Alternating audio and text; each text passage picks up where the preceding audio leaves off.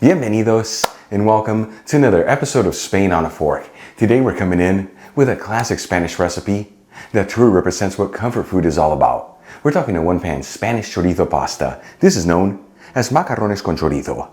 Now the beauty of this dish, besides the fact that it's easy to make and made with simple ingredients, is that it comes together in about 30 minutes, yet the flavors feel like they've been simmering for hours and hours. Folks, this is the perfect pasta for a busy weeknight or even for a relaxed weekend lunch.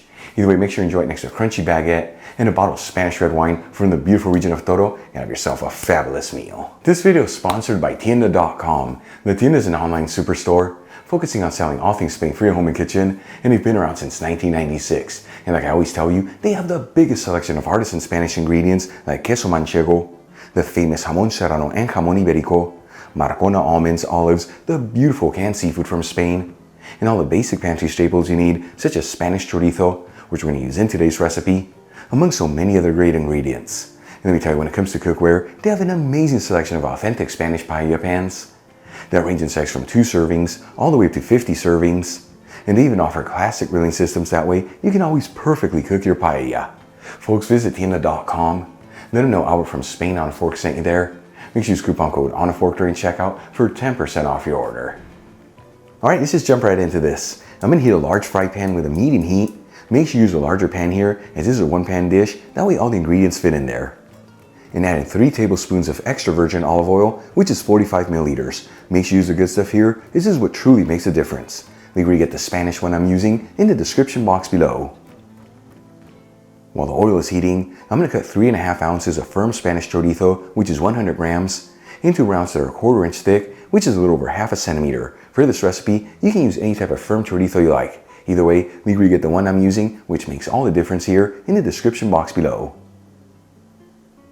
Then we'll add the sliced chorizo into the hot fry pan, and we'll mix it around continuously and go for a couple minutes until the chorizo is lightly sauteed.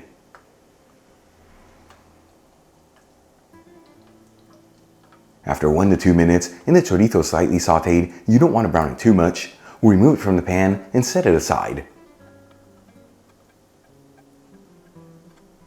Now, using the same pan with the same heat, I'm going to add in 1 medium-sized onion I finely chopped, 1 red bell pepper I finely chopped as well, and 6 cloves of garlic that have been roughly chopped. And once again, we'll mix this around continuously. That way the ingredients don't brown too quickly and it all evenly sautés.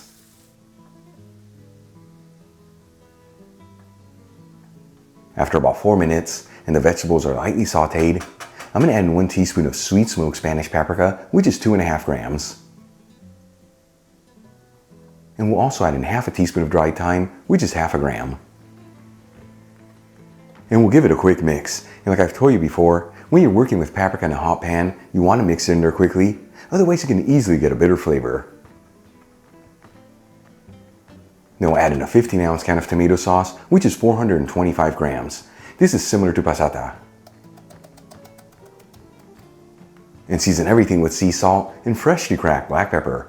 No need to add sugar here to cut the acid from the tomatoes, as that paprika gives this the perfect balance. And we'll give it a mix until it's well mixed together and then simmer it for a few minutes.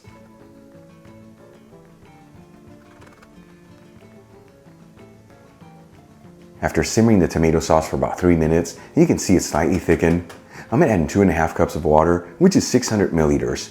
You can also use chicken broth here, or even veggie broth if you like. However, traditionally water is used here, that way that liquid doesn't overpower the flavors of the chorizo.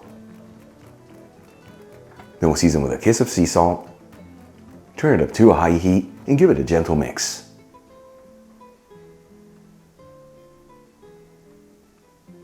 While the water's heating, let's start prepping the pasta. I'm going to measure out 8 ounces of pasta, which is 225 grams. I'm using penne pasta, which is known as macarrones in Spain, but you can use any pasta you like. Once the water comes to a boil in the pan, we'll add in the pasta, and we'll mix it around. That way everything's well mixed together. And you don't have to mix this continuously, but do get it every 2 to 3 minutes. That way the pasta doesn't stick together and it all evenly cooks.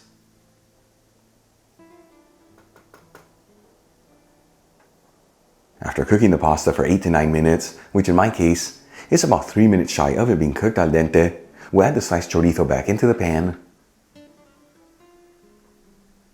And we'll give it one final mix. That way everything's evenly distributed. And then we'll place the lid on the pan and lower the fire to a low-medium heat. And we're going to simmer this for another 3 minutes until the pasta is just cooked al dente. Important to check the package instructions in the pasta you're using. That way you get your cooking times right on the money. Once the pasta is just cooked al dente, this is ready to go. I'm going to remove the lid and then the pan from the heat. And we'll serve this directly out of the pan, topped off with a kiss of grated cheese. I'm using a Spanish Manchego, but you can use any cheese you like. And some chopped parsley. Check it out, our one-pan Spanish chorizo pasta is done. Easy to make, beautiful presentation, and all done in about 30 minutes. Let's give this a try and see how it turned out.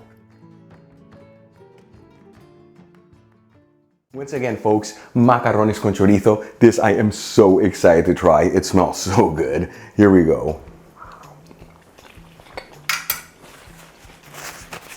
Wow, that is so good. The pasta absorbed everything in that pan and it's beautifully cooked. Rest of ingredients that lift the flavors with the chorizo really shining through. So important to use the good stuff here. Easy to make, just one pan. Give it a try at home. Once again, perfect for a busy weeknight and for a relaxed weekend lunch. Either way, enjoy it next to a crunchy baguette to mop up all that goodness. And a bottle of Spanish red wine from the beautiful region of Toro. Gotta have yourself a fabulous meal. Really quick before I go, a shout out to a couple of my patrons, Daniela Brandt, Patricia O'Brien, and Colin Holloman. And guys, thank you so much for being patrons of Spain on a Fork. You know how much I appreciate you. Enjoyed today's video, hit that like button, leave me a comment below. And if you're not subscribed, don't forget to smash that subscribe button and click on the bell icon. That way you can get notified every time I release new content and to become a part of the Spain on a Fork family. Till the next time, hasta luego.